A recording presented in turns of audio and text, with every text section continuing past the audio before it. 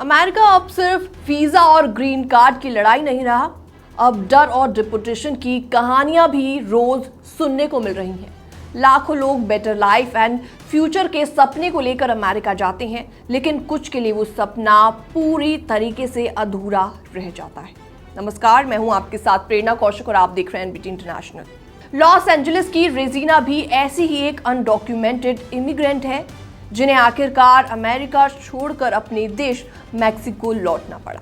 अपने बच्चों, अपने पोता पोतियों और पूरे परिवार को पीछे छोड़कर। जी हाँ, रेजिना 36 साल पहले सिर्फ 15 साल की उम्र में अमेरिका आई थी, बिना लीगल डॉक्यूमेंट्स के साथ। उन्होंने वहां गारमेंट फैक्ट्री में काम किया, हर साल टैक्सेस भी पे किए, लेकिन उन्हें कभी कोई सरकारी मदद नहीं मिली। उन्होंने बस मेहनत की और एक बेटर लाइफ की उम्मीद में वहां रही। उनकी बेटी जूली बताती हैं कि रेजिना का शुरू में प्लान ये था कि कुछ पैसे कमाकर मैक्सिको वापस लौट जाएंगी, लेकिन अमेरिका में उन्हें उनका लाइफ पार्टनर मिल गया और फिर वो वहीं पर ही सेटल डाउन हो गई। अब डोनाल्ड ट्रंप एडमिनिस्ट्रेशन के आने के बाद हालात काफी तेजी से बदलते जा रहे हैं। आइस यानी कि इमिग्रेशन एंड कस्टम एनफोर्समेंट अब हर शहर में अनडॉक्यूमेंटेड लोगों को टारगेट कर रही है और उनको अरेस्ट किया जा रहा है। लॉस एंजलिस जैसे शहर में रेड काफी ज्यादा बढ़ गई हैं, लोग डर के साए में जी रहे हैं। रेजिना का परिवार भी समझ चुका था कि किसी भी दिन उनके दरवाजे पर आइस एजेंट्स आ सकते हैं। तो ऐसे माहौल में रेजिना ने डिसीजन लिया कि अपमानित होकर अरेस्ट होने से बेहतर है कि वो खुद अमेरिका छोड़ दें, यानी कि सेल्फ डिपोटेशन वो खुद कर ले और किसी शोर शराबे के बिना अपने देश मैक्सिको लौट चले। जब वो एयरपोर्ट पर अपने परिवार से विदा ले रही थी तो वो पल बेहद इमोशनल कर देने वाला था। कुछ तस्वीरें भी सोशल मीडिया पर वायरल हुई। उनकी आंखें काफी ज्यादा नम थी, लेकिन आत्मसम्मान के साथ वो अपने देश लौट रही थी। अब रेजिना अपनी मां के साथ मैक्सिको में रहती हैं।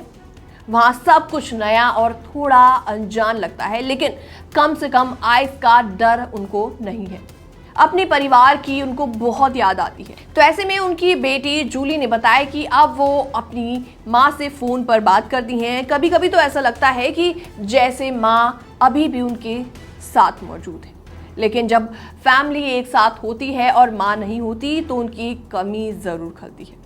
तो ऐसे में जूली का कहना है कि उनकी माँ ने बचपन से सिखाया है कि चाहे हालात जैसे भी हो, मजबूती से खड़े रहना है।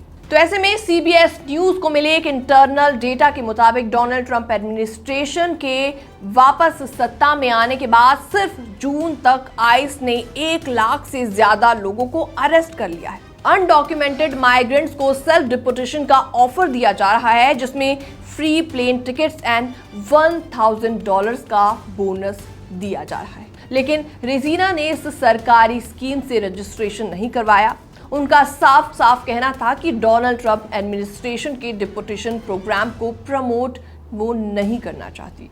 वो अपनी शर्तों पर और अपने सम्मान के साथ अपने देश वापस लौटना चाहती हैं।